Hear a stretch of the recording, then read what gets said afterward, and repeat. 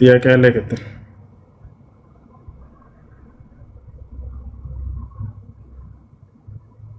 ዳኙ ተራ ደረሰኝ። ያ እሺ ሰላም ነው። እሱ ሰላም ነው አለው ቀንም ገብቼ ነበር። ቀን ስለ አላህ ነበር የጠየቁት። አሁን ደግሞ እስልምና ከየት ነው የጀመረው ማለት መነሻውን ነው ማወቅ የምፈልገው። በጣም ጥሩ ወሳኝ ጥያቄ። ክርስቲያኖች እንዲህ አይነት ጥያቄ ጠይቁ እስኪ። ደስ የሚል ጥያቄ። ይህ ከወገበታችሁ ውጡ። እንዲህ አይነት ጥያቄ ጭንቅላታቸውን የበረዛቸውን ተውት። ወላሂ ያ ስለ ህግጋት የሚያወራ ነው። ይሄ ነጅሳ ላይ ነጅስ ምናምን እነዚህ አይነት ህግጋቶችን አዲስ ኪዳን ስላላስተማረ አይደንቀን። እኛ በመጠየቃችሁ የሚደንቀን ነገር አይደለም። ምክንያቱም እንደዛ አላስተማረም ኢየሱስ ክርስቶስ ስለ እንዲህ አይነት ነገራቶች ገብቷችኋል። ኢስላም ላይ ግን ስትመጡ እነዚህ ነገራቶች ስታገኙ ጓ አትበሉ። ያን እንድትሉ የሚያደርጓችሁ ወላሂ ስለ እምነት እንዳትጠይቁባቸው ነው። ገብቷችኋል። ስለ ዘር ፈሳዎች፣ ስለ ሁሉ ነገር ኢስላም ያስተምራል። የትኛው ነጅሳል አይነጅስም ምናምን። ስለዚህ ህግጋት ትምህርት አለው ወይ አዲስ ኪዳን ብዬ በጠይቅ ወፍ የለውም በጭራሽ አላነሳም። ገብቷችኋል። እንዳጠቃላይ እንዲህ አይነት ጥያቄ ጠይቁ። ኢስላም ምንጩ ከየት ነው? ከየት ነው መነሻው? ኢስላም ምንጩ መነሻው ከየት ነው ከተባለ ከአምላካችን ከአላህ ዘንድ ነው። እርሱ ነው ለነብያት ለሰው ልጅ ሁሉ እንዳለ የደነገገው። ይሄን ራሱ ሲናገር ማስረጃ አላህ Subhanahu Wa Ta'ala ምን ይላል? ወጃሂዱ ፊላሂ ሐቀ ጂሃዲሂ ሁወ እጅተባኩም ወማ ጀዐለ ዐለይኩም ፊዲን ሚን ሐረጅ ይላል። በአላህ ሃይማኖትም ላይ ተገቢውን ትግል ታገሉ እያለ ይናገራል። የአላህ ሃይማኖት ተብሎ ተገልጿል ኢስላም። ራሱ አምላክ አላህ Subhanahu Wa Ta'ala ምን ይላል? በሱራ አሊ ኢምራን ላይ ቁጥር 19 ላይ ኢነ ዲነ ዒንደላሂ ልኢስላም ይላል። ከእኔ ከአምላካችሁ ከአላህ ዘንድ ቀጥተኛው ሃይማኖት እስልምና ሃይማኖት ነው ይላል። በሱረት አልማኢዳ ላይ አላህ Subhanahu Wa Ta'ala ቁጥር 4 ላይ ሲናገር ምን ይላል? ወረዲቱ ለኩም ልኢስላም ዲና ይላል። እስልምናን ሃይማኖት ብቻ ወደድኩላችሁ እያለ ይናገራል። በሌላ ቦታ ላይ ለቀደሙት ነቢያት ራሱ እንደደነገገላቸው ሲናገር ምን ይላል? ሱራ ሹራ ላይ ሸረዐ ለኩም ሚነ ዲን ማ ወሷ ቢሂ ኑሐን ወለዚ አውሐይና ኢለይከ ወማ ወሰይና ቢሂ ኢብራሂመ ወሙሳ ወዒሳ ይላል። እነሆ ይህን እስልምናን ሃይማኖት እኔ ደነገግኩላችሁ አለ። ማን? እኔ ደነገግኩላችሁ አለ አምላካችን አላህ። ከእናንተ በፊት ለኖህ፣ ለአብርሃም፣ ለሙሴ፣ ለመሲሁ ወይንም ለክርስቶስ ደንግጌው የነበረውን ያንኑ ሃይማኖት እያለ ይናገራል። ስለዚህ ኢስላምን የደነገገው ፈጣሪ ራሱ አምላክ አላህ Subhanahu Wa Ta'ala ነው። ምድር ላይ በሰዎች የተደነገገ አይደለም። አምላክ ደንግጎ ለቀደሙት ነብያት የሰጣቸው ብቸኛው መለኮታዊ ሃይማኖት ነው። ይህንንም ሃይማኖት ነብያቶች እንደሰበኩት ቃል በቃል ማስረጃ ልስጣችሁ። ለምሳሌ ያዕቆብ ምን አለ? ወያዕቆብ ያ በኒየ ኢነላህ አስጠፋ ለኩም ዲነ ፈላ ተሙቱነ ኢላ ወአንቱም ሙስሊሙን። ያዕቆብ ምን አለ ለልጆቹ? ልጆቼ ሆይ እነሆ አላህ አንድ ሃይማኖትን መርጦላችኋል አላቸው። ተመልከቱ፣ ነብያቶችም ከአምላክ ዘንድ የተሰጠ ሃይማኖት እንደሆነ ለህዝቦቻቸው ያስተምሩ ነበር። አላህ አንድ ሃይማኖትን መረጠላችሁ፣ አደራ ልጆቼ ሙስሊሞች ሆናችሁ እንጂ አትሙቱ አላቸው ይላል። ያያችሁ። ከዚያ ልጆቹም እንዳለ ሙስሊሞች እንደሆኑ ተናገሩ። أم كنتم شهداء إذ حضر يعقوب الموت إذ قال لبنيه ما تعبدون من بعدي قالوا نعبد إلهك وإله آبائك إبراهيم وإسماعيل وإسحاق إله واحدا ونحن له مسلمون እንዳለ ሁሉ ልጆቹ ለያዕቆብ ምን አሉት? እኛ ሙስሊሞች ነን ለአንዱ አምላክ ብለው ተናገሩ። ከያዕቆብ ልጆች መካከል ዮሴፍ በግብፅ ሀገር ላይ አላህ Subhanahu Wa Ta'ala ንግስና ሹመትን ሰጥቶት ነበር። ይህ ታላቅ ነብይ ምን አለ? ተወፈኒ ሙስሊመን ወአልሂቅኒ ቢሷሊሒን አለ። አደራ አምላክ ያላህ ሙስሊም አድርገህ ግደለኝ አለ ይላል። ልክ እንዲሁ እነ ሙሴ፣ እነ ሰለሞን፣ እነ ሎጥ ሁላቸውም ሐዋርያቶችም ሳይቀሩ ቃል በቃል እኛ ሙስሊሞች ነን ብለው የተናገሩበት ቦታ ታገኛላቸው ማለት ነው። ስለዚህ ኢስላም ምንጩ ከማን ነው ከተባለ ከአምላካችን ከአላህ ነው። በነቢያት በኩል ለሰው ዘር ሁሉ የተደነገገ ብቸኛው መለኮታዊ ሃይማኖት ነው። ኢስላምን ለተከተለ ሰው ገነትን ሊያስገባው ቃል ገብቷል። ከኢስላም ውጭ ሌላን ሃይማኖት የተከተለ ሰው ገሃነም ሊያስገባው ወስኗል። ለዚህ ማስረጃ አላህ በሱረቱል አሊ ኢምራን ላይ ሲናገር ምን ይላል? ወመን የብተጊ ገይረ ልእስላሚ ዲናን ፈለን ዩቅበለ ሚንሁ ወሁወ ፊል አኺረቲ ሚነል ኻሲሪን አለ። ከእስልምና ውጭ ሌላን ሃይማኖት የፈለገ ሰው ያ ሃይማኖቱ ከኔ ዘንድ ተቀባይነት የለውም ነገ አለ። እንዲሁም የትንሣኤ ቀን ከከሳሪዎቹ ከገሃነም ሰዎች ይሆናል አለ።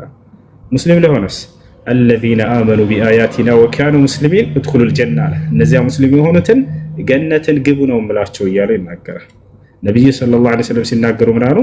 አልጀነቱ ላ የድኹሉሃ ኢላ ነፍሱ ሙስሊማ፣ ገነትን ሙስሊም ነፍስ እንጂ ሌላ ማንም ሰው አይገባባትም ከወዲሁ ወቁ ሰዎች እያሉ ተናግረዋል፣ አድርሰዋል። አላ ሀል በለግት አላሁመ ፈሽሀድ አሉ። አዋጅ አድርሻለሁ አምላክ ያላህ ሆይ መስክር እያሉ ተናግረዋል። ይህን ይመስላል። እሺ ሁሴ፣ እኔ መሀል ላቋርጥ አልፈለኩም ማለት ስታወራ ጥያቄው ሲኖረኝ ጥያቄን ያዛርግቼ አብራርታ እስክጨርስ እየጠበቅኩ ነው። ለዛ ነው ዝም ያልኩት እና ሙስሊም ማለት ምን እንደሆነ እሱን ታብራራልኛለህ። ሁለተኛ ደግሞ ሃይማኖት የሚለው ጽንሰ ቃል ከእናንተ እንዴት ነው የሚታየው? ሙስሊምስ ተተርጉሞ ምንድን ነው ማለት እኔ በሚገባኝ በፈታልኝ ከዛ አንፃር ከዛም። እሺ ሙስሊም ማለት ታዛዥ ማለት ነው። ለማን? ለአንዱ አምላክ ታዛዥ ማለት ነው።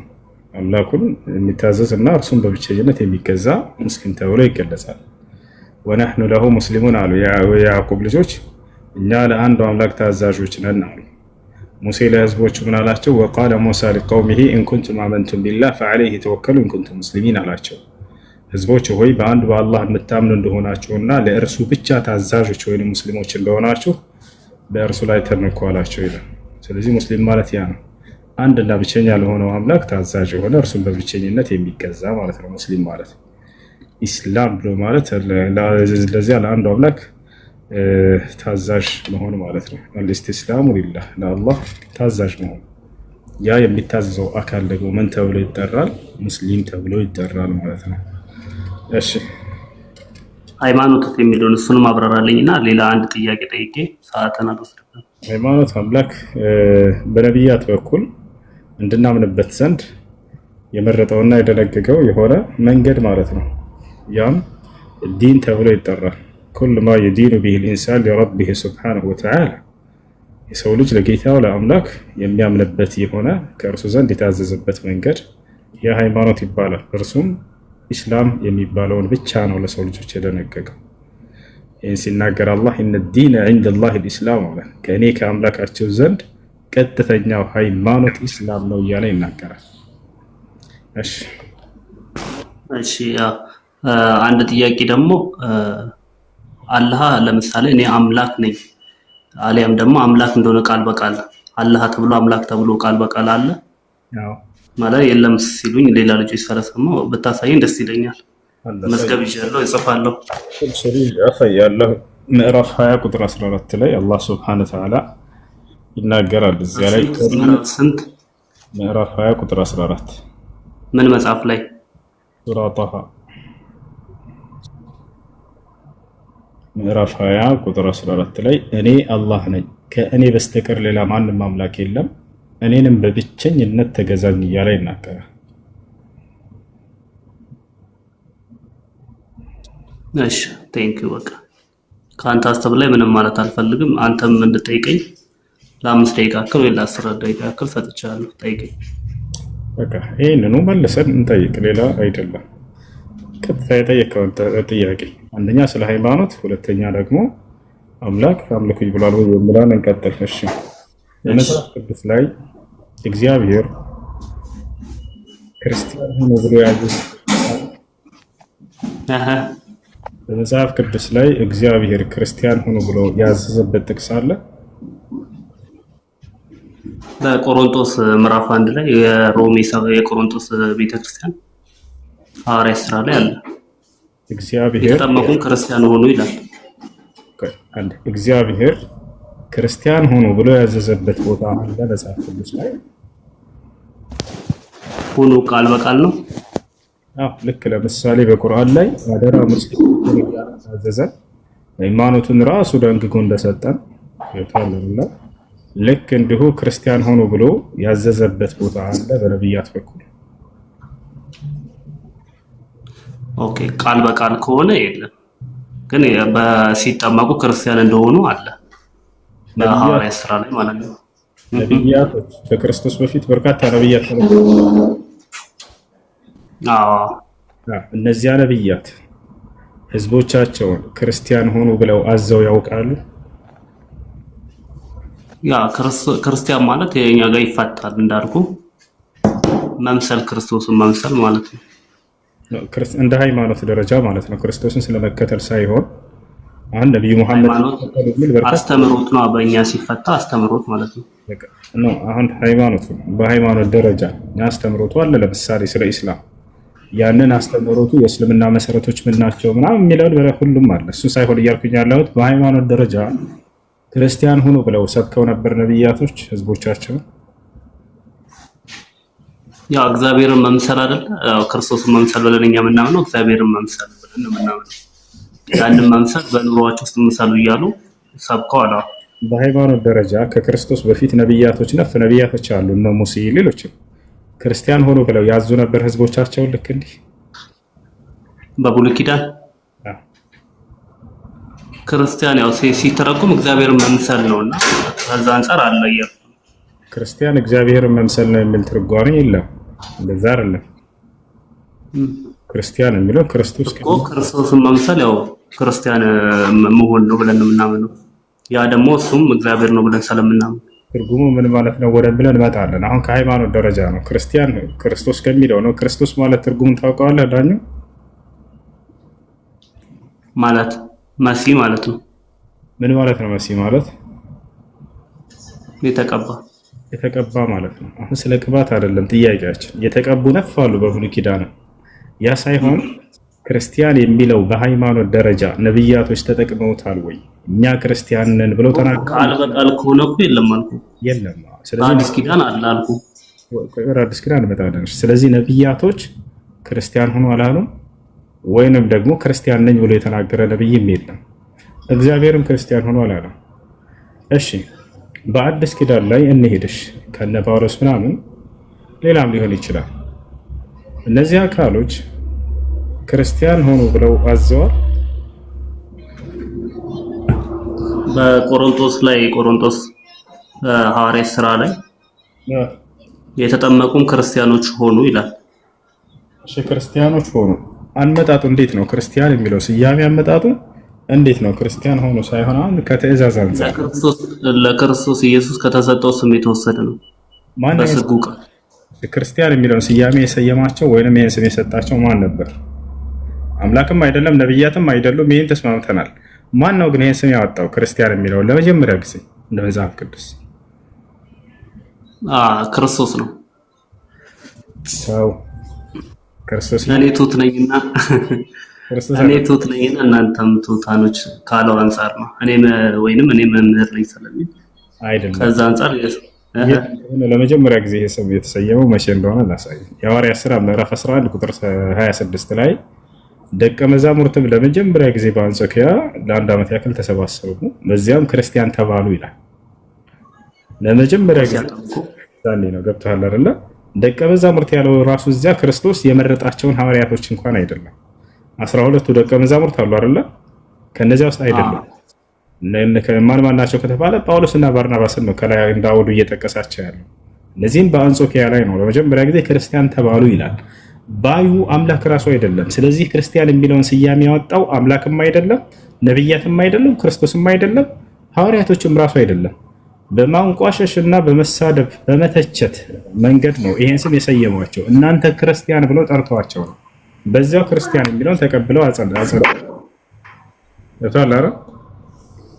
እንደዛ ይላል። አንተ እንዳልከው ይላል በማንቋሸሽ እና በእንትን ይላል። ኮሜንተሪ ላይ ያሳያለሁ። እዛ በባይብል ሀብ ላይ ገብተህ የሐዋርያት ሥራ ምዕራፍ 11 ቁጥር 26 ሄደህ ብታየው ክርስቲያን ተባሉ የሚለውን ያሏቸው ራሱ አለ። እሱማ እንደዛ ይላል። አይ እኔ መማማር ስለምፈልግ ነው፣ ፖይንት ሌላ ነገር ስለማልፈልግ። እንደዚያ ብሏቸው በዚያ መልክ ያወጡላቸው ተባሉ ነው የሚለው ሲጀመር እንጂ ራሳቸው ነው የተጠመቁትም ክርስቲያን ተባሉ ይላል እኮ። በምን እንደተባሉ መጀመሪያ ላይ እዛ ነው የሚያስቀምጠው። በምን እንደተባሉ እዚያ ላይ ያስቀምጠዋል። ከጠላት የተወጣላቸው የሆነ ስም ነው። ምናልባት ኦርቶዶክስ አንተ ፕሮቴስታንት ነህ? ኦርቶዶክስ ነኝ። ምህረት አብን ታውቀዋለህ? ምህረት አብ ምንድን ነው?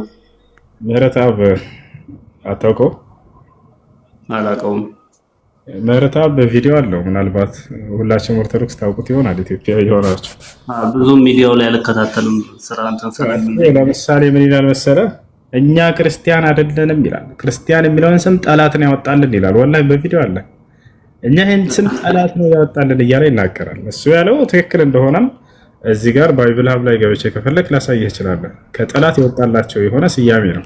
ልክ እንዲሁ አባ ተክለ ሃይማኖት ዌብሳይት የሚል አለ። የግብፅ ኦርቶዶክሶች የዓለም ክርስቲያን ኦርቶዶክሶች የሚጠቀሙበት የሆነ ዌብሳይት አለ። እዚያ ላይ በትችት መልክ የወጣላቸው የሆነ ስም ነበር ብሎ መጀመሪያ ላይ ይናገረዋል እና ያ ነው። ስለዚህ ዋናው ቁም ነገር ምንድነው?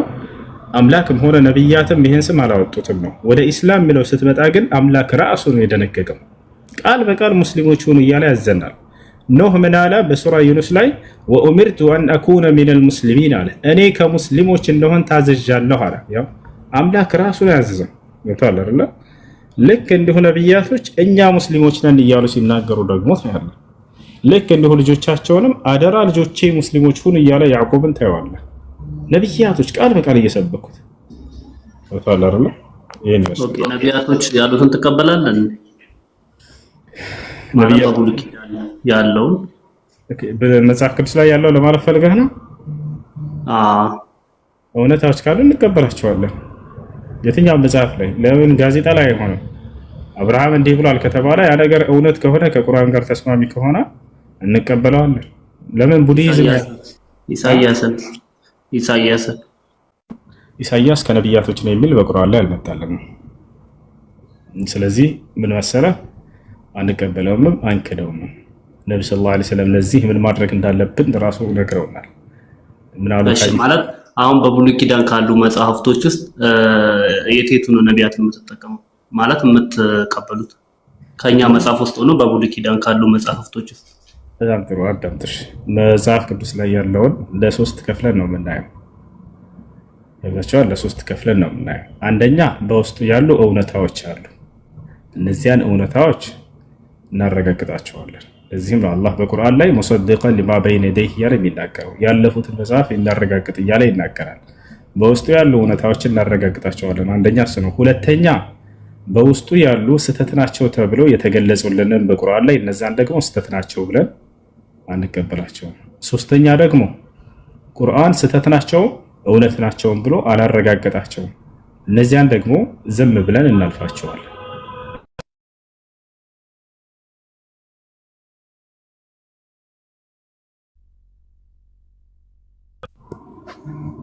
ይሰማ ልጆች አቋርጣ ነበር ግን እና ለሶስት ነው። በዚህ መልኩ ነው የምናያቸው። ለምሳሌ ከመጀመሪያው ከምናረጋግጣቸው መካከል ለምሳሌ ምን የምታረጋግጠው አለ ብለህ ከጠየቀኝ ስለ ነብያቶች ነብይነታቸው የተረጋገጠና የተነገረላቸው ሙሴ ነብይ ነው ወይ ብትለኝ አዎ ሙሴ ነብይ ነው እላለሁ። ለምን ከተባለ አምላክ አላህ አረጋግጦታል እሱን ሙሴ ነብይ እንደሆነ ከነብያቶች እንደሆነ። አላህ በቁርአን ላይ ሲናገር ምን ይላል? ወለቀድ አርሰልና ሙሳ ቢአያቲና ይላል። ሙሳን በእርግጥ ተአምራቶችን ሰጥቼው ልኬዋለሁ እያለ ይናገራል። ገብቶሃል? ለምሳሌ አላቋርጠ ይቅርታ፣ ሙሴ የሚያመልከውን አምላክ እግዚአብሔርን ታመልካላችሁ? እግዚአብሔር የሚለውን ስም የኢትዮጵያ ክርስቲያኖች በራሳቸው የሰየሙት የአምላክ ስም እንጂ ሙሴ እግዚአብሔር የሚባል አምላክ አለ ብሎ አላስተማረም። ገብቶሃል አይደል? ነገር ግን የሙሴን አምላክ ነው ወይ የምታመልከው ከተባለ አዎ የሙሴን፣ የአብርሃም፣ የኢስሐቅ፣ የያዕቆብን፣ የመሲሁን የሁላቸውንም የእነዚህን ነብያት ሁሉ አምላክ ነው የምናመልከው። ያዛላ ነው አላህ በቁርአን ላይ የአብርሃም፣ የኢስሐቅ፣ የያዕቆብ አምላክ እንደሆነ ይነግረናል። ይሄን ይመስላል። ሙሴ በጻፈው መጽሐፍት ውስጥ እግዚአብሔር የሚል የለም ነው ያልከው?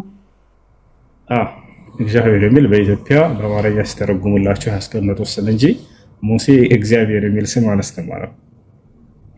በዘጸአት 18 ላይ እንዲህ ደግሞ ዘጸአት 18 ላይ ማለት ነው እሱ በአማርኛ ተርጉሞ የሰጣችሁ ላይ ነው እንጂ በምን ቋንቋ ነበር ሙሴ ሲያስተምር የነበረው? በዚያ ቋንቋ እግዚአብሔር የሚል ቃል አለው የለም?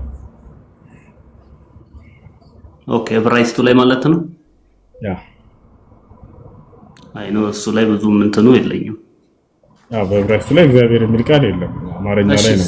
ሰላም ላክ ላይ አንድ ጠይቀኝና ሰላም ላኪ መልሼ ልውጣ። በቃ ጥሩ። ኢየሱስ ክርስቶስ አንድ ቦታ ላይ አምልኩኝ ብሎ ሰብኳል ተናግሯል። ኢየሱስ ክርስቶስ አምልኩኝ ብሎ ያስተማረበት ቦታ ላይ ዮሐንስ 13 ላይ እኔ ጌታ ነኝ ብሏል። አምልኩኝ ብሏል ወይ ነው ጥያቄው? ልክ አላህ ላይ አምልኩኝ ወይንም ተገዙኝ እያለ ይናገራል ብዙ ቦታ ላይ ቃል በቃል። ስለዚህ ኢየሱስ ክርስቶስ አንድ ቦታ ላይ ተገዙኝ ብሏል፣ አምልኩኝ ብሏል። ኦኬ እሱ አላለም ማለትም ስለማይጠበቅበት እግዚአብሔር ቃል በቃል ካልከኝ አላለም። ኢየሱስ ክርስቶስ አንድ ቦታ ላይ እኔን ተገዙኝ አላለም። አይ አምላክ ያው እስኪለን አንጠብቅም እንገዛለታለን እንጂ ለአምላክ ለማን መገዛት እንዳለብህ ራሱ ተናግሯል። ያን እንዳትል ደግሞ ማለት አይጠበቅበትም ወደሚለው እንዳትሄዱ ማለት ተጠብቆበት ተናግሯል። ለማን መገዛት እንዳለባችሁ ሁሉ አስተምሯል እኮ ዮሐንስ 14 ላይ እኔና አብ አንድ ነን ይላል እኮ። አንድነቱ በምንድን ነው? እሱን እናየዋለን። አሁን ጥያቄው ምንድነው? ተገዙኝ ብሏል ወይ ኢየሱስ ክርስቶስ? አንድ ቦታ ላይ ተገዙኝ ወይ? ለተገለጠበት ስጋ እኛም አንገዛም። ለተገለጠበት ስጋ ሳይ ለዚያ ብቻ ሳይሆን በተገለጠበት ስጋ ውስጥ መለኮት እንዳለ ታምናለህ አንተ። መለኮትና ስጋ ተዋህዷል ብለህ ታምናለህ አይደል? ለቅጽበት እንኳን አልተለያዩም። ስለዚህ ክርስቶስ በዚያ ማንነቱ ለአምላኩ ይሰግድ ነበር፣ ወደ አምላኩ ይጸልይ ነበር፣ ምንም መለኮቱ ከስጋው ሳይለይ ማለት ነው። ስለዚህ ለማን መገዛት እንዳለብህ ራሱ ሲናገር ለሶስቱም የሥላሴ አካል ብሎ አላስተማረም። ለአብ ብቻ እንደሆነ ነው ይሄን ያስተማረው። ለጌታ ለአምላክህ ብቻ ስገድ ተብሎ እንዲሁ ተጽፏልና እያለ ራሱ ሲናገር ነበር። ልክ እንዲሁ ክርስቶስ ራሱ እኛ ግን ለአብ እንሰግዳለን እያለ ይናገራል። ክርስቶስ ራሱ ለአብ እንደሚገዛ ቃል በቃል መጽሐፍ ቅዱስ ላይ ተቀምጧል። አንደኛ ቆሮንቶስ ምዕራፍ 15 ቁጥር 28 ላይ ለአብ ይገዛል ይላል። አንደኛ ቆሮንቶስ ስንት? ምዕራፍ 15 ቁጥር 28። መገዛት ምንድነው ባንተ? መገዛት ማለት ማምለክ ማለት ነው። ለዛ አምላክ ታዛዥ መሆን መገዛት። እሺ ባህሪን እስከምን ታየዋለህ? ባህሪ የአንድ አካል የማይነጠለው ማንነቱ ማለት ነው። ባህሪ ማለት ባህሪ ይዳሰሳል። ባህሪ የሚዳሰስ ባይሆንም ከዚያ ከአካል የማይነጠለው አብሮት ያለ ማንነቱ ማለት ነው።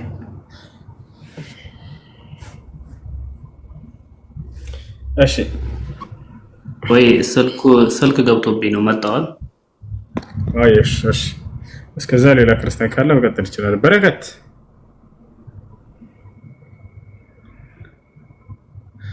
ሄሎ፣ በረከት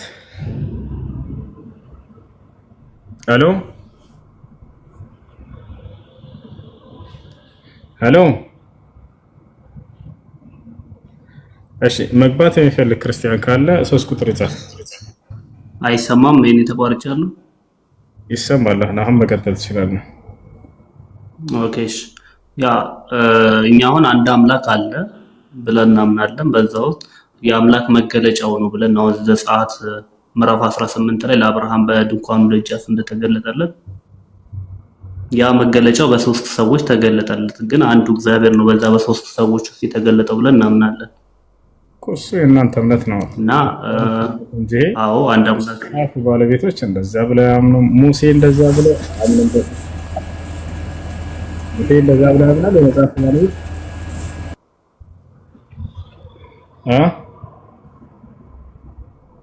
ይቆራረጣል የምትለው ግን ይቆራረጣል። ሙሴ እንደዚያ ብሎ ያምናል። የመጽሐፉ ባለቤት ከሱን ጀምር እስኪ። እሱ እንዴት ተረዳ?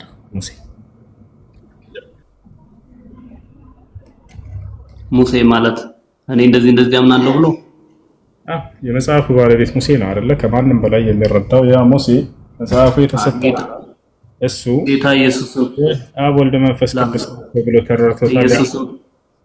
ከሙሴ ጀምር። ኢየሱስም ሲናገር ለእስራኤላውያኖች ጌታ አምላክ አንድ ነው፣ ለአንድ ለእርሱ ብቻ ስገድ ተብሎ ተጽፏል ብሎ በአዲስ ኪዳን ሳለ እሱ የብሉይ ኪዳኑን ሲናገር ነበር። ለአንድ እግዚአብሔር ብቻ ስገድ ብሎ። ስለዚህ ሙሴ ለዛ ለአንዱ እግዚአብሔር እንሰግዳለን። ሙሴ አምላክ አንድም ሶስትም ነው ብሎ አስተምሯል ወይንስ አንድ ብቻ ነው ብሎ ነው ያስተማረው? ኢየሱስ ነው ያስተማረው። እሱ ኢየሱስ ክርስቶስ አምላክ አንድም ሶስትም ነው ብሎ አስተምሯል ወይንስ አምላክ አንድ ብቻ ነው ብሎ ነው ያስተማረው? አንድ ብቻ ነው፣ ሶስት ስም መጠሪያ እንዳለው አስተምሯል። አምላክ አንድም ሶስትም ነው ብሏል ኢየሱስ። አልኩ እኮ አንድ አምላክ አለ አለ። ሶስት ስሞች መጠሪያ እንዳሉት አሳይቶናል። የዛ የአንድ አምላክ መጠሪያ ናቸው ሶስት ስሞች። ኢየሱስ ክርስቶስ እንደሱ ብሎ አስተምሯል። ማቴዎስ 8 ላይ እሱ ጋር ስለ አምላክነት የሚያወራ አይደለም በፍጹም እኮ። ስለ ስም አይደለ? ስለ ሶስቱ ስም ስለ ስም አይደለም ጥያቄ፣ ስለ አምላክነት ነው ጥያቄ። አምላክነት ማለት ስትል መለኮታዊ ነው? በፍጹም እዚያ ስለ አምላክ ነው ፐርሰን መጠሪያው ነው ስለ አምላክ አላነሳም። ስለ አምላክ ሲያስተምረው ኢየሱስ ክርስቶስ ጥርት አድርገው ነው ያስተማረው። አምላክ አንድ ብቻ እንደሆነ ነው ያስተማረው። አንድም ሶስትም ነው አላለም እኮ። እኔስ ምን አልኩ? እኔም እኮ ያስተማሩን እየነገርኩ ነው። አምላክ ሶስት ስም አለው ብሎ አስተምሯል ብለህናል አንተ። ክርስቶስ አምላክ ሶስት ስም አለው ብሎ አስተምሯል። አምላካዊ መለኮታዊ አንድም ሶስት አንልም። እንደዛ ካልክ አምላክ ሶስት ስሞች ያሉት አምላክ ብሎ ኢየሱስ ክርስቶስ አስተምሯል። ሶስት ስሞች እንዳሉት አምላክ ሶስት ስሞች አሉት ብሏል ኢየሱስ ክርስቶስ እኮ። አብ፣ ወልድ፣ መንፈስ ቅዱስ ብሏል። ስለ አምላክነት ነው ጥያቄ። እዛ ቦታ ላይ እነዚህ የአምላክ ስሞች ናቸው ብሎ አስተምሯል።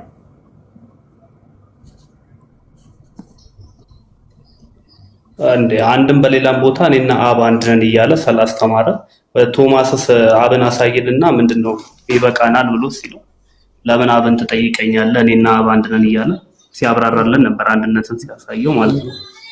እንዲህ ሶስት ስሞችን ሶስት መጠሪያዎች ስትለኝ ደግሞ ማቴዎስ 8 ላይ ስለ አምላክነት መጠሪያዎች አይደለም እዚያ ጋር እያስተማረ ያለው ዳኛ። ሁለተኛ እኔ አብን አሳየልና ምናምን ሲለው ጊዜ በቀጥታ ማየት አይደለም እየጠየቀው ያለው። አብ እንደማይታይ ያውቃሉ እነሱ። ክርስቶስም አብ አይታይም ብሎ ዘግቶላቸዋል። ዮሐንስ ወንጌል ምዕራፍ 5 ቁጥር 37 ላይ አብን አንዳችሁም እንኳን አላያችሁትም፣ ድምፁን ከቶ አልሰማችሁም ብሏል። ስለዚህ ስለማየት ሳይሆን እዚያ ጋር እያስተማራቸው ያለው ስለ ቀጥታ ማየት አይደለም። ለዚያም ነው ወረድ ብሎ ክርስቶስ እኔን ያየ አብን አየ ሲላቸው ጊዜ ከምን አንጻር እንደሆነ ገልጾላቸዋል። አብ በእኔ የሚሰራውን ስራ የምናገረውን ቃሌን እያለ እሱን ገልጾላቸዋል። ስለዚህ እኔን ያየ አብን አየ ሲል ጊዜ ኢየሱስ ክርስቶስ ከአብ የተቀበላቸው ስራዎች አሉ እንደምታውቀው። እሱም ምንድነው? እነዚያ ተአምራቶችና ልክ እንዲሁ ደግሞ ንግግሮቹ የሰጠኸኝን ቃል ሰጥቻቸዋለሁ እያለ ሲናገር ጊዜ አየህ አይደለ? ክርስቶስ የሚያስተምረው ትምህርት ከማን ነው ዳኘው? ከራሱ ነው ከአብ ነው? ከአባቱ ነው ከአብ። በጣም ጥሩ። በክርስቶስ በኩል እነዛን ተአምራቶች የሚሰራው ማን ነበር? አብ ነው አይደለ? ዳኘው ማለት እኮ በተሰጠው ስልጣን እሱ አይደለም ሲሰራ የነበረው አምላክ ነው በእርሱ በኩል ሲሰራለት የነበረው አይደለ? ያደረገለት እነዚያ ሁሉ ተአምራቶች የማን ስራዎች ናቸው? ስልጣንን ሁሉ ለወልድ ሰጠው ስለሚል እኔ እንደ መጽሐፍ ቅዱስ አይኮንም መልሰል እንደ መጽሐፍ ቅዱስ በቃ ነው። ሁለት ማስረጃዎችን አንተም ትክክል ሰጥቷል ይስላል። ከዛን ደግሞ ነው ድርጊቶቹ የአብ ናቸው። እሺ የአምላኩ ድርጊቶች ናቸው የሱ አይደሉም። ማስረጃ የሐዋርያት ሥራ ምዕራፍ 2 ቁጥር 32 ላይ ምን ይላል?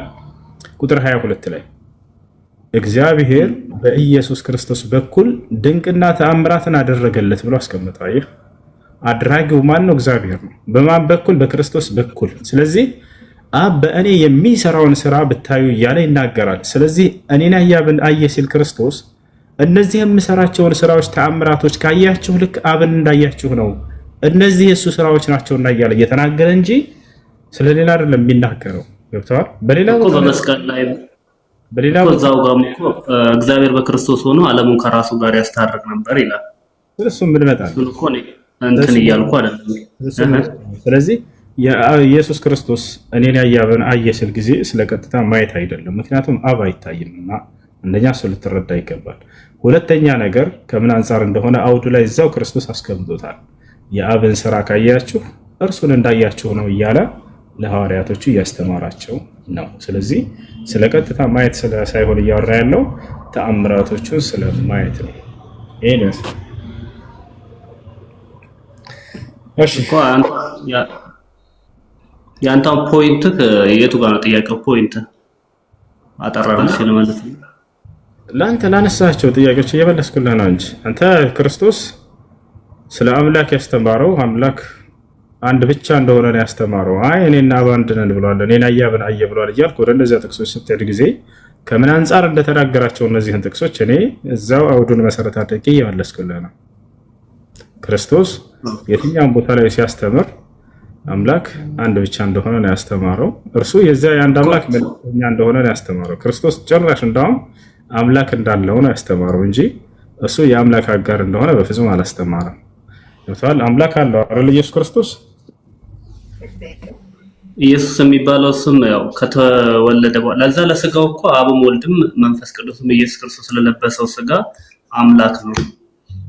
ያ ስጋ የለበሰው ክርስቶስ እንደዛ ብሎ አለየው መጽሐፉ ላይ መገለጫው ማለት ነው። ክርስቶስ አምላክ መሆኑ ቆይ ሁሴ እሱ ወልድ እግዚአብሔር መሆኑ አለው የካልከኝ ከመጽሐፍ ቅዱስ አለ። ክርስቶስ እኔ እግዚአብሔር ነኝ ብሏል። እኔ ማለት እኔነትን ገልጸው በስጋ ወራ እኔ እግዚአብሔር ነኝ ብሏል ኢየሱስ ማለት እኔ እግዚአብሔር ነኝ መሰከል እግዚአብሔር ማን እንደሆነ ለነ ሙሴም እኮ እየመሰከረ ነበር። ኢየሱስ እኔ እግዚአብሔር ነኝ ብሎ አስተምሯል ወይ? የእግዚአብሔር ልጅ ነኝ ብሏል። በስጋው ወራ እሱን እንመጣለን፣ ችግር የለም። እግዚአብሔር ልጆች ነፋሉ። እሱ ሳይሆን እኔ እግዚአብሔር ነኝ ብሏል ወይ ኢየሱስ?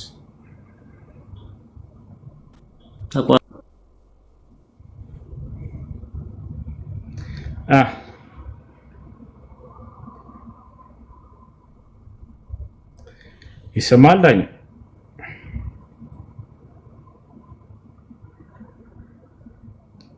እሺ፣ ከላይ ክርስቲያኖች አላችሁ? አዎ አለን። እሺ ሰላም፣ እንዴት ነህ? ጥያቄ አለ?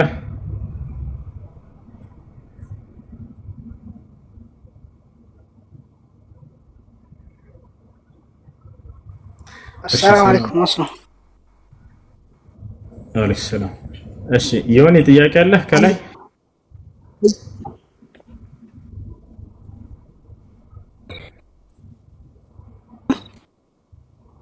አሎ እሺ ጥያቄ አለ? ይቀጥል። ጥያቄ ነበር እሱዋ። እሺ ጥያቄ ምንድነው? አንድ ሰው ወደ እስልምና ሃይማኖት ከክርስትና ሃይማኖት ወደ እስልምና ሃይማኖት ታያምንበት መጀመሪያ ሻሃዳ ተቀበለ ማለት ነው። ከዛ ከአመታት በኋላ ብዙ አመታት ካቆየች በኋላ ስለ እስልምና ሁሉን ነገር ካወቀች በኋላ እንዴት ነው መሆነው ብላ ጠየቀች። መጀመሪያ ሻሃዳ ታላምን ነበር ሻሃዳ የተቀበልኩት፣ አሁን ግን ሁሉም ነገር አውቄያለሁ ስለ እስልምና፣ ስለዚህ እንዴት ይታያል? አሁን መጀመሪያ በያዝኩት ነውስ እንደገና ሻሃዳ ያቀበላለሁ ብላ ጠየቀች። እሺ ባመነችበት ጊዜ ከዚያ በኋላ እና በዚያው በእስላም ላይ በቀጠለችበት ጊዜ ከዛ ጀምሮ አላህ Subhanahu Wa Ta'ala ያኔ ይዝላታል። መጀመሪያ ግን ሰውየው ሳያምንበት ቢገባ በዚያ የሚያዝለት ነገር አይደለም። እምነት በሶስት ቦታዎች ላይ ይገኛል። አንደኛ በልብ ላይ፣ ሁለተኛ በአንደበት ላይ፣ ሶስተኛ በተግባር ላይ። الإيمان قول باللسان واعتقاد بالقلب وعمل بالجوارح يزيد بالطاعة وينقص بالمعصية ويزول بالكفر.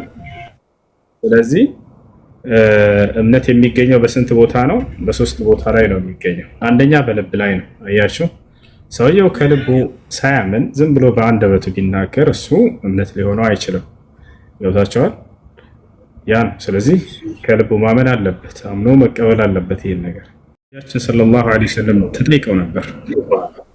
ሰሃቦች ያመጡና ይህ ስጋ ማን እንዳረደው እንዴት እንደታረደ እናውቅም፣ ምን እናድርግ ሲሏቸው ጊዜ ኩሉሁ ወዝኩሩ ስመላሂ ዐለይሂ አሏቸው። የአላህ ስም አውሱበትና በሉት ብለው ተናግሯቸዋል።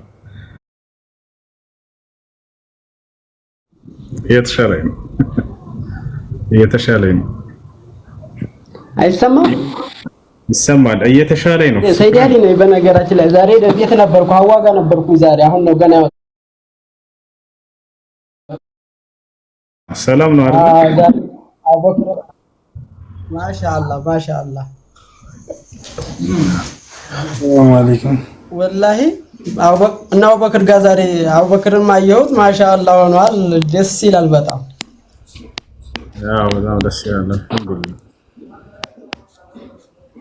እና እንዴት ነው አንተ ደህና ነህ? በእጅ ደግሞ አትንካው። እጅ አሲር ነው። እጅ በጣም መጥፎ ነው። በጣት አትንካው። በተአምር መርሐባ መርሐባ። ኢንሻአላህ አብሽር። ቪዲዮውን በጣም ይስጥብሃለሁ። አብሽር። ለዚሁ ነው ሰላም እንዲልህ ነው የገባሁት እንጂ አንተ ጋር ሁሉ ነገር ግልጽ ነው። መርሐባ ሽክራን። እሺ ሰላም ወራህመቱላሂ ወበረካቱ። አንተ ጥያቄ ነበረኝ። እሺ እና ሙስሊም ያልሆነ ሰው ያረደው ስጋ መብላት ይቻላል?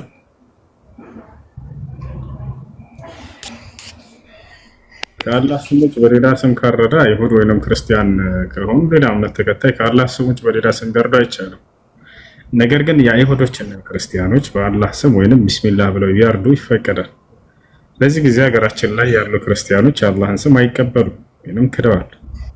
ስለዚህ ቢስሚላህ ብለው አያርዱም፣ አይበላም ባጭሩ። አላህ በቁርአን ላይ ሲናገር ፈኩሉ ሚማ ዚክረ ስሙላሂ ዐለይሂ ይላል። የአላህ ስም ተወስቶበት የታረደ ከሆነ ብሉ ይላል። ወላ ተእኩሉ ሚማ ለም ዩዝከር ስሙላሂ ዐለይሂ ይላል። የአላህ ስም ያልተወሳበት ከሆነ እንዳትበሉ ብሎ ይናገራል። ይህን ይመስላል። እሺ ባጭሩ ነገራችን ክርስቲያኖች ቢስሚላህ ብለው ስለማያርዱ አይበላም። እሺ መርሐባ ተመልሰልኛል። መርሐባ ዲያሱ ዲያሱ ዲያሱ الو الو دياسو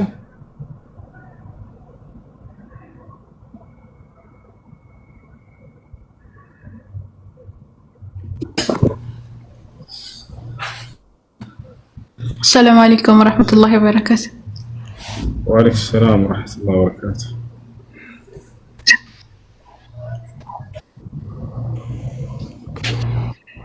الله يشفيك تحرن إن شاء الله. آمين. نعم.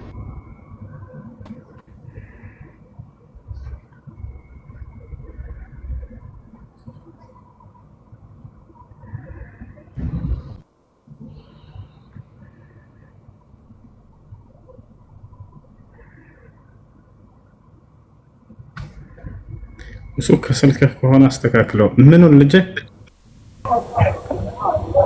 الو السلام عليكم ورحمة الله وبركاته. عليكم السلام ورحمة الله وبركاته. شو سامانو ديتنا دانا ولا سلام؟ الحمد لله دانا. عافية بسول سلام. سلام الحمد لله. ከዚህ አንድ አመት ነው ምናምን በፊት አንድ ጊዜ ዱባይ መጥቼ ነው ምናምን ኢማምነት ምናምን ብለኝ አንድ ጊዜ የሆነ ምክር ለግሰኝ ነበርና አልዓይን ሄድ ምናምን ብለኝ መጀመሪያ አይዲያ አውጣ ምናምን ብለኝ አንድ ጊዜ ላይ አስታወስከኝ? የሆነ ሰዓት ላይ እዛ አልዓይን አካባቢ ሄድና እዛ የሆነ ሸዋሉ ምናምን ብለኝ እኮ የሆነ አንድ ጊዜ እና የሆነ ሰዓት ላይ ብዙ ጊዜ ደግሞ አስቤ ነበር ለመግባት እምቢ ብለህ አላስገባ ብለኝ ምናምን ብዙ ጊዜ ይሞክራል ለመግባት እና ወላሂ የምትሰራ ያለው ነገር ወላሂ ጀዛከላሁ ኸይር አህሰን الجزاء በጣም የተከታተልክ ነው። በጣም እንወድሃለን። ቀጥልበት። ወላሂ በጣም እንወድሃለን። እና እቺ አሁን አይኔ ሀመው ያለውማ እኔ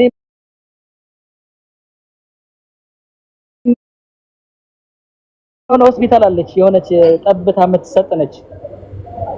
ኢሚዲየትሊ በሁለት ቀን ወዲያው የምትጠፋ ጠብታ የሚሸጥ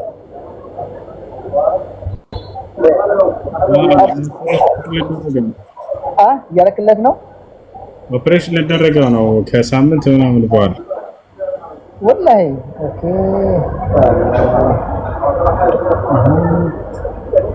ኦኬ። እስቲ አላህ ይፈከ ዓፊያውን ይከባ አላህ ያስለብስ ሐቢቢ ويعطيك العافية. آمين آمين.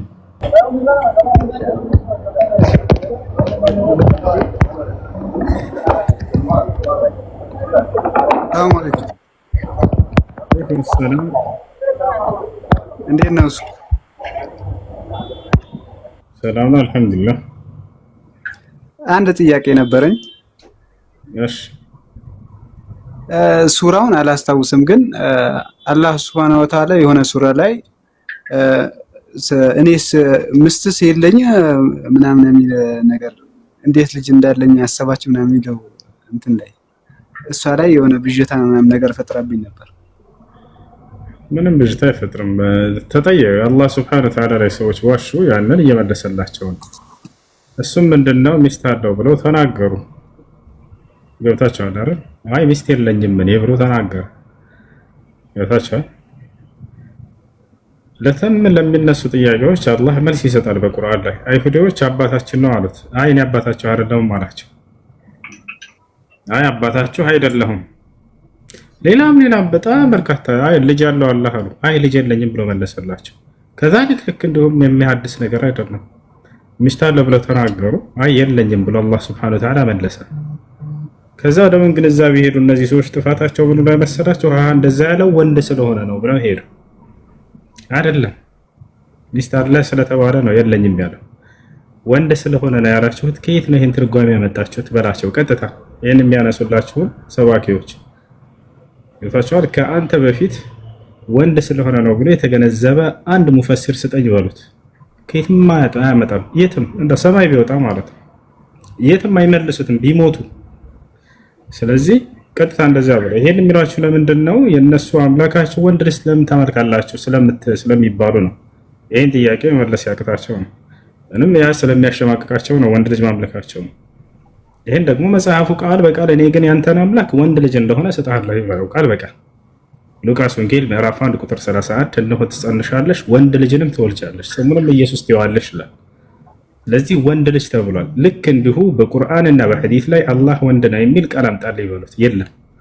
እሺ ከሙፈሲሮች ይሄ እናንተ ያመጣኸውን አንቀጽ ይዞ አላህ ወንድ መሆኑን ያሳያል ብሎ የተናገረ አንድ ሙፈሲር አምጣልኝ ይበለው የለም። ወፍ አያርና ይህ ነው አምላክ አላህ Subhanahu Wa Ta'ala ምንድነው ከተባለ እርሱ ጾታዎችን ሁሉ የፈጠረ የሆነ አምላክ ነው። በጣም በርካታ ቦታ ላይ ይሄን ተናግሯል። ጾታዎችን የፈጠረ አምላክ ነው አላህ Subhanahu Wa Ta'ala። ያ ብቻ ሳይሆን ልክ እንዲሁ ያለ ጾታ ሰው አካሎችን መፍጠር ሁሉ ይችላል። ያለ ጾታ መላእክቶችን መውሰድ እንችላለን። ሴት ናቸው ወንድ ናቸው ተብሎ አይገለጹም። ያለ ጾታ አድርጎ ፈጠራቸው። ልክ እንዲሁ በጾታ አድርጎ ፈጥሯል ወንድንና ሴትን እያደረገ እታቻል ወማ خلق الذكر والانثى ወንድንና ሴትን የፈጠረ እያለ ይናገራል። ያ አዩሃ الناس إنا خلقناكم من ذكر وأنثى ሰዎች ሆይ እኔ ከወንድና ከሴት ፈጠርኳችሁ ይላል። ومن كل شيء خلقنا زوجين ከእያንዳንዱ ነገር ወንድና ሴት ጥንድን ፈጠርኩኝ እያለ ይናገራል። ይህ ነው ያ ነው። ሌላኛው ነገር እዚህ ልትረዱ የሚገባው ነገር አና የኩኑ ለሁ ወለድን ወለም ተኩን ለሁ ሷሂባ ነው የሚለው አንቀጽ። ለእርሱ እንዴት ቢጤ ልትኖረው ትችላለች ነው። ሚስት አልነበረም ዘውጃ ነበር ሚስት አይደለ። ሷሂባ የሚለው እኩያ ወይንም ቢጤ ለማለት ነው። አማርኛው ተፍሲር ላይ ሚስት ብለው ተርጉመውታል። ገብታችኋል አይደለ? አረበኛው ላይ ሚስት ይላል ወይ ላ ሚስት አይደለም የሚለው አና የኩኑ ለሁ ወለድ ለእርሱ እንዴት ልጅ ሊኖረው ይችላል? ወለም ተኩን ለሁ ሷሂባ ለእርሱ አቻ ወይንም ቢጤ ስለ የሌለችው ሲሆን እያለ ይናገራል። ይሄን የሚተረጉምልን እንዴት ነው ከተባለ ሙሉ ቁርአንን መመልከት ትችላላችሁ። አላህ ስለ ራሱ ባህሪ ሲናገር ለእኔ አንድም እንኳን ቢጤ የለኝም እያለ ነው የሚናገረው። ቁል ሁወላሁ አሐድ አላሁ ሰመድ ለም የሊድ ወለም ዩለድ ወለም የኩን ለሁ ኩፉወን አሐድ ለእርሱ አንድም እንኳን ቢጤ የለውም ይላል። ፈላ ተጅዐሉ ሊላሂ አንዳደን ለእኔ ለአምላካችሁ ለአላህ ቢጤ አታድርጉልኝ እያለ ይናገራል። ቢጤ ወይንም እኔን የሚስተካከል ማንም የለም ለማለት እንጂ ሚስት ለማለት አልነበረም እዚያ ቦታ ላይ። ቢሆንም እንኳን ወንድ ልጅ ስለሆነ ነው የሚለውን የሚያሳይ አይደለም። እነሱ ሊሄዱበት የፈለጉበትን መንገድ ወንድ ነው ብሎ የተናገረ አንድ ሙፈሲር የለም። ይሄን ይመስላል። እሺ ነገር ግን የነሱ አምላክ ወንድ ልጅ እንደሆነ ቃል በቃል ተቀምጧል። ወንድ ልጅ እንደብና አድርገው ያመልካሉ። አሁን እናመልካለን ያን ወንድ ልጅ ብለው ይናገራሉ። እሺ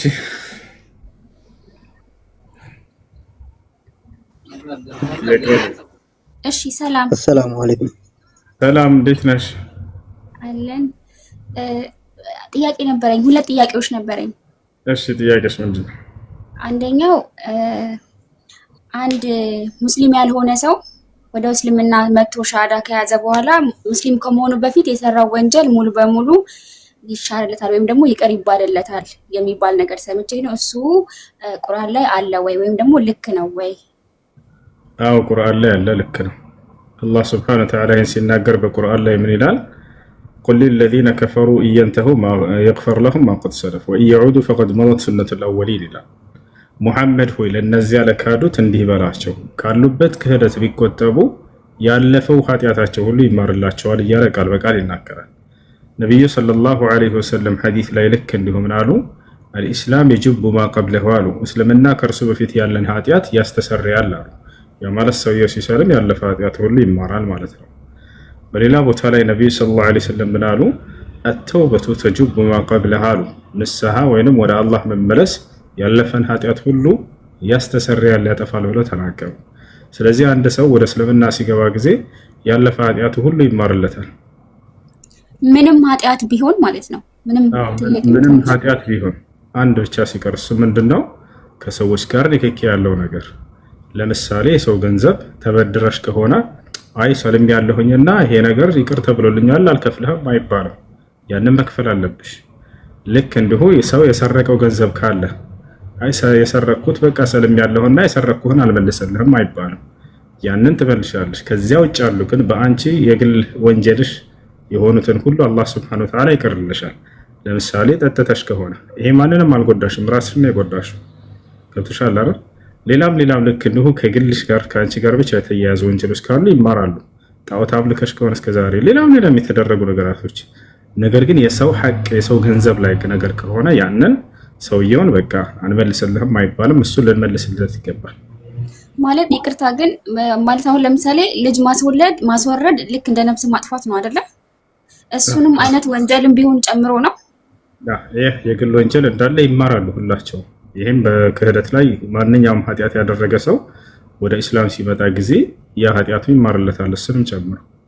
እሺ አመሰግናለሁ። ሌላው ደግሞ ሶሻል ሚዲያ ላይ እንደዚህ ፎቶ ፕሮፋይል ማድረግም ሆነ ቪዲዮዎችን ሰርቶ መልቀቅ በእስልምና የተከለከለ ነው ወይ? ከሃይማኖት ጋር የተያያዘም ቪዲዮ ቢሆን ልክ ለምሳሌ ልክ እንደ መንዙማ እንደ ነሽዳ አይነት ያሉትን ቢሆን እየሰሩ ፎቶ መልቀቅ በእስልምና የተከለከለ ነው ወይ? መልካም። ሴቶችን አስመልክቶ አምላክ አላህ Subhanahu Wa Ta'ala ሴቶች የውበታቸውን መገለጫ በገሃድ እንዳያወጡ ብሎ ከልክሏል። ለወንዶች ፈተና እንዳይሆን ዘንድ ልክ እንዲሁ ራሳቸውንም ወደ መጥፎ ነገር እንዳይወስድ ዘንድ ሲባል ያን አይቶ ሰው ወደ ክፉ መንገድ ሊወስዳትና ሊጠይቃት ይችላል። አጠቃላይ ይህን አስመልክቶ አላህ በሱረቱል አሕዛብ ላይ ሲናገር ይላል ወቀርነ ፊ ቡዩቲኩነ ወላ ተበረጅነ ተበሩጀል ጃሂልየቲል ኡላ ይላል። ሴቶች ሆይ እቤታችሁ እርጉ፣ እንደ ቀደምት ማዕየማን ዘመን ሴቶች መገላለጥን አትገላለጡ እያለ ይናገራል። ሴት ልጅ የውበት መገለጫዋን በተለይ ፊቷን ለባሏ ብቻ እንድታሳይ ተደንግጓል።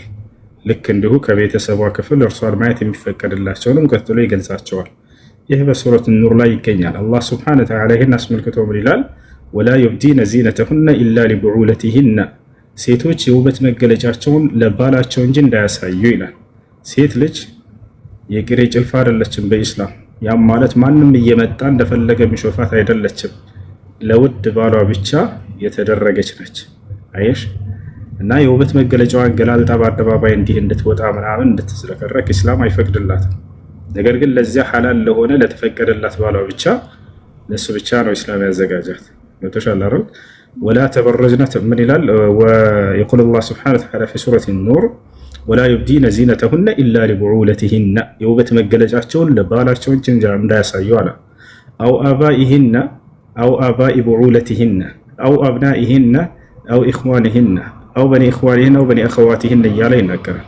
ወይንም አባቷ ወይንም ወንድሟ ወይንም የባልሽ አባት ወይንም ደግሞ የወንድምሽ ወንድ ልጅ ወይንም የእህትሽ ወንድ ልጅ እንዲህ ያሉ ዘመዶች ካልሆነ በስተቀር ባዕድ ወንድ አንቺን ወደ መጥፎ ነገር እንዳይወስድ ሲባል የውበት መገለጫዋን ሴት ልጅ ለባዕድ ወንድ እንዳታሳይ ተብሎ በዚህ መልኩ ተገልጿል። እሺ በጣም አመሰግናለሁ። ኦሬዲ እኔ ሻሃዳ ይዣለሁ ስለሆነ ግን መስገድ ምናምን እንዴት እንደሆነ ስለ እስልምና በደንብ ማወቅ ስለምፈልግ ሰዎች ብታገናኘኝ ደስ ይለኛል። እሺ ዛህራን አገኛት ከታች ያለችው ልጅ እሺ፣ ይበልጥ ስለ እስልምና እንድትማሪ ታግዝሻለች እሷ። እሺ አመሰግናለሁ። አይ እሺ ጥያቄ አለ? ቀጥል። አሰላሙ አለይኩም ሙሱ። አለይኩም ሰላም ወራህመቱላሂ ወበረካቱ። በመጀመሪያ አላህ ያሽረፍ እያለሁ አይንህን። አሚን ሽኩራን። እንትን ነበረው የሆነ እንትን ለማድረግ በራሪ ወረቀት ነገር የሚበተን ለመልቀቅ ፈልጌ ይቻላል አይቻልም የአንቢያዎችን ስም ጽፌ እና በአረብኛ ሳይሆን በአማርኛ በአላህ ስም እጅግ በጣም ሩህሩህ ወይም ቢስሚላሂር ረህማን ረሂም ብዬ ጽፌ በአማርኛ የአንቢያዎች ስም አንድ 5 እስከ ነብዩ መሐመድ ሰለላሁ ዐለይሂ ወሰለም አድርጌ እመኑ ስለሙ ብዬ ጽፌ በራሪ ወረቀት ልክ እንደ የሰርግ ጥሪ ካርድ የለም ልክ እንደዛ አድርጌ ለመልቀቅ ፈለግ አድርጌ ነበርና እንደዛ ባደርገው ይቻላል ወይስ አይቻልም ለማለት ፈልጌ ነው። አንደኛው ጥያቄ ይሄ ነው። እስላምን በዚያ ላይ ገልጸህ ሰዎች እንዲረዱና ወደ እስላም ጥሪ ለማድረግ ፈልገህ ነው ወይንስ ዝም ብለህ ነብያትን ስም ስለሙላ አልገባኝ። እንዲሰልሙ ክርስቲያን ሌላ ሃይማኖት ከእስልምና ውጭ ያሉ ሃይማኖቶች ይሄን የአንድ 5 ነብያትም ሆነ 10 የቻልኩትን ትንሽ አንዳንድ ሙዕጂዛቶችን ጠቅሼ ነብዩላህ ኢሳ የሞተን ማስነሳቱን ነብዩ መሐመድ ጨረቃ መከፈላቸውን እነ ሙሳ አለይሂ ሰላም ባህር መሰንጠቅ እነዚህ ሁሉ የነብያት እንትናቸው እንጂ አምላክነት ባህሪ የላቸውም እና ሁሉም የተጣሩት ወደ አንዱ አላህ ነውና ሰለሙ ብዬ ይችን መልእክት ለማስተላለፍ ነው። ከዛ ከስር ደግሞ በአማርኛ አሽሃዱ አላ ኢላሃ ኢላላህ የሚለውም አለ። ትርጉሙንም ደግሞ ከአላህ በስተቀር በሐቅ ሊመለክ የሚገባ አምላክ የለም መሐመድም መልእክተኛው ናቸው ብዬ መመስከር የሚለውም አለ። እቺን አድርጌ ዝም ብዬ በራሪ ወረቀት የትም አሁን ሊጥሉት ይችላሉ ገብቷል እና በበትነውና ለሰው ዘንድ እንዲዳረስ ባደርግ ይበቃልኛል ይቻላል ወይስ አይቻልም የሚለው ይቻላል። ያን ነገር ከቻልክ መልእክት መጨረሻ ላይ አስቀምጠው አንብበው ከተጠቀሙ የቆሻሻ ቦታ ላይ እንዳይጥሉት ምናምን ብለህ እንዲህ አይነት መልእክቶችን መጨረሻ ላይ እንትን በላቸው። ኮሜንት ላይ ክርስቲያን ልጆች እየሳቃችሁ ነው የተናገረው ነገር በደንብ አስተውሉ። መጽሐፍ ቅዱስ ላይ ተአምራት የነብይነት ማረጋገጫ እንጂ የአምላክነት ማረጋገጫ አይደለም። የክርስቶስን የአምላክነት ማረጋገጫ አድርገው የሚነግሯቸው ለምሳሌ ተአምራቱን አንደኛው ያ የመልእክተኛነቱ ማረጋገጫ እንደሆነ ራሱ ክርስቶስ ነው የተናገረው። አልዓዛርን ባስነሳ ጊዜ ኢየሱስ ክርስቶስ ገና አልዓዛርን ከማስነሳቱ በፊት ማርታ የአልዓዛር እህት መጥታ ኢየሱስን ምን ነበር ያለችው? አንተ በዚህ ብትኖር ወንድሜ እንደማይሞት ነበር አለችው። ምክንያቱም እግዚአብሔርን የምትለምነውን እንደሚያደርግልህ ስለማውቅ አለችው። ምን የሚያደርገው የምትለምነውን አለችው። ለምኖ እንደሚያደርግ ያውቁ ነበር። አያችሁ አይደል? አንደኛ ለምኖ ነው የሚያደርገው። ሁለተኛ ነገር ምንድነው? ኢየሱስ ክርስቶስ እዛው አልዓዛርን ሲያስነሳ ምን አለ? አባት ሆይ ስለሰማኸኝ አመሰግናለሁ አለ። ምንድን ነው የሰማው? ከላይ የለመነውን ስለሰማኸኝ አመሰግናለሁ፣ ሁልጊዜም እንደምትሰማኝ ያውቃለሁኝ አለ። እንዲህ አይነት ተአምራቶችን ሲያደርግ ሁልጊዜ እየለመነ እንደሚያስደርግ ይናገር። ቀጥሎ ምን አለ? ይሄንም ከዚህ ሁሉ ህዝብ ፊት የምናገረው አምላክ እንደሆንኩኝ እንዲያውቁ ዘንድ አይደለም ያለው፣ አንተ እንደላከኝ ያውቁ ዘንድ አለ። ከአምላክ ዘንድ የተላከ እውነተኛ መልእክተኛ መሆኑን ማረጋገጫ እንጂ ተአምር የአምላክነት ማረጋገጫ አይደለም። አንተ እንደላከኝ ያውቁ ዘንድ ነው አለ። ገብታችኋል? ልክ በዚህ መልኩ ነው በቁርአንም ላይ መሲሁ ሲናገር ወረሱለን ኢላ በኒ እስራኤል አለ። ስለ ተአምራቱ ገና ሊሰራ ሲል እኔ ወደ እናንተ ወደ እስራኤላውያን የተላኩላችሁ የአምላክ መልእክተኛ ነኝ አላቸው። የመልእክተኛነቱ ማረጋገጫ ናቸው እነዚህ። አኒ ቀድ ጅእትኩም ቢአየቲን ሚን ረቢኩም አለ። ቀጥሎ እኔ ከጌታችሁ የሆኑ ተአምራቶችን ይዤላችሁ መጥቻለሁኝ አለ። እነዚህ ተአምራቶች የምን ማረጋገጫ ናቸው? መልእክተኛነቱን እንደሆነ የሚያረጋግጡት መጀመሪያ መልእክተኛ ነኝ ብሎ ጀመረላቸው። ይሄ ነው። ስለዚህ ኢየሱስ ክርስቶስ ከመልእክተኞች ከነቢያቶች መካከል አንድ መልእክተኛ ነው። እነዚያ ተአምራቶቹ የመልእክተኛነቱን የነብይነቱን ማስመስከሪያዎች እንጂ የአምላክነት ምስክሮቹ አይደሉም እነዚህ። እሺ እና ትችላለህ። ጥያቄ ያለ ይቀጥል።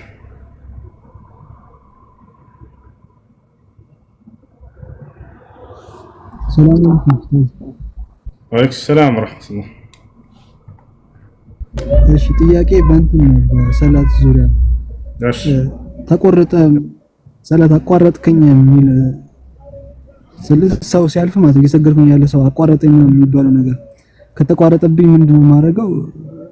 እንደገና እሱ ሳያኝ አንዳንዴ ያልፋሉ እጃንችን ሞላሉ እሱ እንዴት አደርጋለሁ? እና የቆረጠ ሰውዬስ እንዴት ነው የሚደረገው? እሺ የሶላት መቋረጥ ማለት አንድ ሰው ሶላት እየሰገደ ልክ ስጁድ እስከሚወርድበት ቦታ ድረስ ያለው ቦታ ላይ ማንም ሰው ሊያልፍ አይገባም። ከዚያ በኋላ ከሆነ ያለፉት ችግር የለውም። ነገር ግን ስጁድ እስከሚወርድበት ቦታ ድረስ ያለው ከያ የመጨረሻ ክልሉ ነው። በቃ ከዚያ በፊት ካለፈ ሰውየው